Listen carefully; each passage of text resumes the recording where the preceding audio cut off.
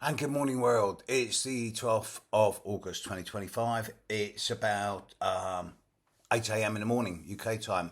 I was going to put a shirt on and dress up for this, but it's just already too damn hot. And it's only getting hotter in the next few days, at least for the UK, it's hot. It's not like I'm in Dubai or something. So, there's a lot going on. Now, as I speak, the moon is still void. It's been void for 24 hours and it's still going to be void for another 4 hours. But the moon is going to change sign shortly. Now, when I say shortly, the moon's going to change sign around about, if it's 8 o'clock now, about 11:30 UK time.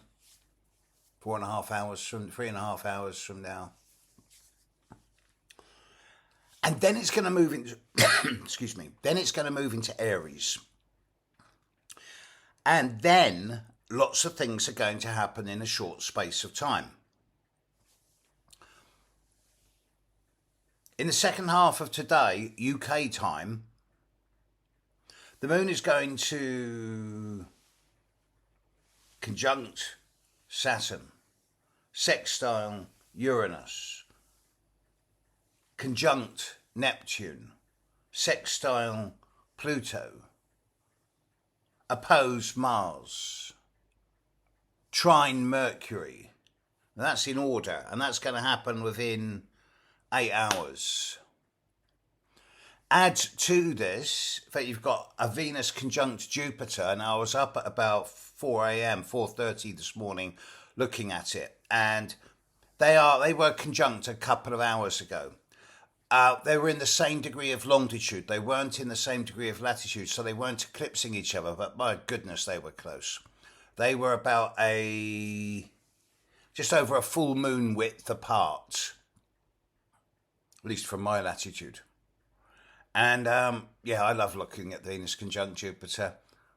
When they're actually conjunct in latitude and longitude, it's like a really big, bright star in the sky, but that happens very rarely.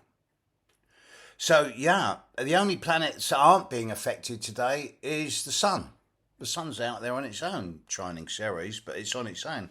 So, on the one hand, this implies, because the sun's being unaspected compared to everything else, there's a degree of randomicity, but because the moon is so active with all of the outer planets, as well as Mercury and Mars, especially Mars, there's a degree of incisiveness. So, random incisiveness is the order of the day.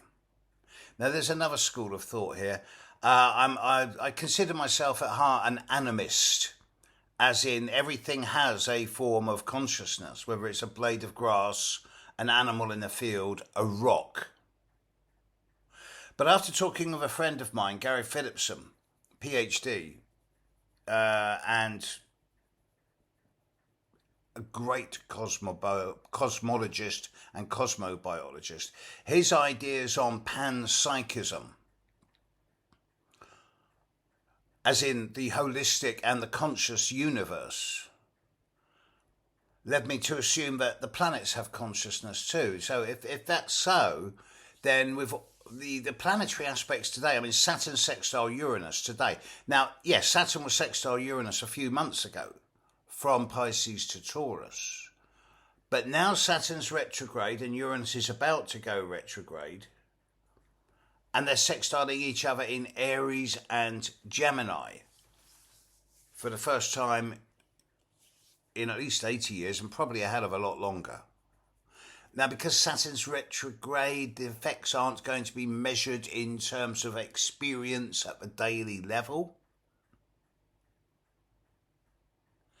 But there's another Saturn-Uranus sextile going to be coming up early next year. And it will be the last of the Saturn-Uranus sextiles in the feminine signs for at least 30 years. At least. So what does that mean? Saturn sextile Uranus. A sextile is a window of opportunity. Saturn, especially when older, has the capacity for boundary, structure, self-discipline, hard work. Uranus is the change bringer, the revolutionary, the anarchist, but also the stimulus and the innovative and the futuristic. So on the one hand, it's going to bring structure into some of the more outlandish, innovative, futuristic ideas that are currently being percolated, especially in the ideas of new technology. It's almost like it's slowing down the race ahead at the technological level. Things are developing still very fast, but if it weren't for the Saturn-Uranus sextile, they'd be developing a lot faster. Whilst on the other hand, Uranus is sextiling Saturn, and that's revolutionising our limitations. And especially with Saturn in Aries, that's changing our ideas about individual self-development and personal human rights and personal freedoms. The fact that Neptune's in the mix is a subject we'll cover another time, perhaps. And then we've got Venus conjunct Jupiter. Yay! I mean, what's not to like with Venus conjunct Jupiter? We'll all have a bit too much ice cream and a bit too much sugar. And we'll probably spend a bit more money than we should do. But it is a nice aspect. It does bring growth and joy and a bit over the top and larger than life. But hey, that's fun. So I'm quite happy with the way the planets are at the moment. It's just that there is this degree of random incisiveness that's going to become more and more obvious as we get into the second half of today. And on that note, I'm quite looking forward to meeting a few of you tomorrow night. A very good friend of mine, Alex Trenoweth, an excellent school teacher and an excellent astrologer who's published a number of books, particularly her new book, Zeus on the Loose, looking at the development of children over a 12-year Jupiter cycle in schools and their behavioural patterns, is doing her book launch at Waterstones in Trafalgar Square tomorrow night, Wednesday night, 6:30, 7 o'clock.